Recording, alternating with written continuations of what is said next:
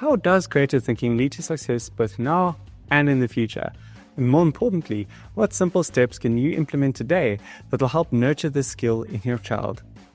I'd like you to imagine a future where your child doesn't just get by, where they excel, where they become the ones who lead and innovate, both in their lives and their careers.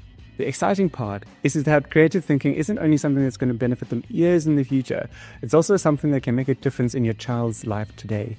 In this video, we're going to explore the surprising ways that creative thinking can shape your child's future, and we'll discuss some practical steps that you can start implementing at home today. I'm Daniel, and my brother Jared and I are on a mission to help young people build strong and successful futures. We were both homeschooled ourselves, and we know how crucial these skills are. This video is part of a 15-part series on the essential skills of the future of work. The World Economic Forum released a list of the top skills for the future of work, and this video is a part of a series where we explore 15 of these essential skills so that they can be developed at home. We're also running a WhatsApp group where we dive deeper into these skills, and we'd love for you to join us on this journey. In this video, I'll explain what creative thinking is and clear up some common misunderstandings. We'll look at why creative thinking and critical thinking go hand in hand, even though we're talking about them separately here. We'll learn how creative thinking isn't just about being artistic, it applies to every part of life. Next, we'll discuss how you can develop this important skill with practical tips you can start using right away. Finally, I'll guide you through the steps of creative thinking, giving you a simple plan to help your child become a creative thinker. Many people think creativity is something either born with or not.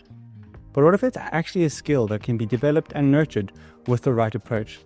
Stick with me, and by the end of this video, you'll not only understand the power of creative thinking, but you'll also understand how to encourage it in your child for both now and their future success. So what is creative thinking? So we define creative thinking as using your imagination to find new and valuable solutions to problems. It's about combining what you already know in new ways to create something novel, something new and unique that hasn't been done before, either by you as a person or in a certain field. Creative thinking isn't just about coming up with unique ideas, it's about improving them and developing them into something meaningful and useful. I used to think creative thinking was coming up with a new idea completely from scratch, having an apple fall on your head and discovering gravity. But actually, creative thinking is more about building upon what you already know. It's about seeing new connections and possibilities, and then using that to create something that solves a valuable problem. So here's 3 common myths about creative thinking. Creative thinking is only for artists. Creative thinking goes beyond artistic expression. It's about finding new solutions in any field, whether in business, science, education, or everyday life. Everyone can be creative, no matter what their profession or skill set. The second myth is that creative thinking means breaking all the rules, when in reality, creative thinking is more about identifying which rules can be broken and should be broken to find a new solution to a problem that we haven't been able to solve. And the third and biggest myth is that creativity happens in an instant, that we have to have this light bulb eureka moment where we solve our problem. When in reality, creative thinking is more of a process. It's about generating ideas, nurturing them, analyzing problems, and trying again and again, persevering until we find a new and innovative solution to the problem at hand. So this leads us to our next point. As I was researching for this video, I figured out pretty quickly that you can't actually separate creative thinking from critical thinking. These are 2 inseparable skills that go hand in hand as we solve problems. Because creative thinking is about solving problems, we first need to look at that problem critically. We really need to identify what the problem is, what its different parts are, what context it sits in, and what might be causing that problem. And once we've thought critically about that problem, we can then move on to identifying possible solutions through creative thinking. Then, once we have those solutions, we need to think about those solutions critically to identify which of those are actually feasible solutions to the problem at hand. So now that we know what creative thinking is and what it isn't, let's look at how it can be developed. So firstly, we've got idea generation and incubation. Creativity often starts with coming up with ideas, whether through play, discussions with others, or tackling a specific problem through a structured process. Ideas can pop up suddenly or be nurtured over time through reflection and learning. The more varied and rich your experience, the more ideas you'll have to draw from. We need to expand our perspectives. Creative thinkers benefit from knowledge across different fields. Exposure to various subjects, cultures, and environments broadens their range of possible solutions to foster innovative thinking. Another characteristic of creative thinkers is embracing curiosity. Creativity thrives in an environment where curiosity is encouraged and unexpected ideas or connections are welcomed. We all know a 2-year-old that just keeps asking why, but why this, and then why, but why? But this open-mindedness and observant behavior helps you recognize and take advantage of surprising discoveries. Visualization and problem solving is also quite handy. If we teach our teens visual problem solving techniques like breaking down problems into smaller parts, brainstorming, mind maps, and drawing out problems can help find creative solutions. Trying different problem solving methods builds the ability to innovate and adapt. Creative thinkers also learn from experience. Looking back at what worked and what didn't can help develop strategies for future challenges. Encouraging teens to try different approaches in low-risk settings helps them build a strong toolkit for creative problem solving later in life. And the more they can analyze and reflect on what worked and didn't, the more likely those strategies are to work in the future. Here are some tips to encourage creative thinking. Question your assumptions. Don't just take everything at face value. Question the underlying beliefs and explore new perspectives to discover fresh possibilities. Practice often. Anything worth doing takes a long practice. Don't wait for inspiration to strike. The more you practice creative thinking, the better you're going to be at it. Use visualization. Use visual tools to map out ideas, to explore and clarify problems and solutions. Combine creativity and criticism. Balance out creative exploration with criticism to make sure your ideas are both innovative and practical. Be open. Stay open to new experiences and perspectives. Seek diverse inputs.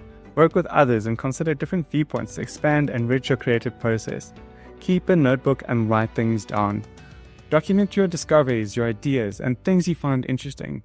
Writing is a great way to develop our thinking, and research has shown it has so many benefits. Like Albert Einstein said, the important thing is to not stop asking questions. We're going to now look at the 8 steps in the creative thinking process. The first step in the creative thinking process is identifying the problem or opportunity. We need to clearly define what needs to be improved or solved. And we need to understand the context that the problem exists in and what we're trying to achieve by solving or improving this process. What are the goals? It's quite important that you're able to write these down and clearly lay them out on paper, because often we feel like we're 100% sure what we're trying to do, and the moment you try to write it down, you realize it's all a big bird's nest in your brain. The second step in the process is researching and gathering information.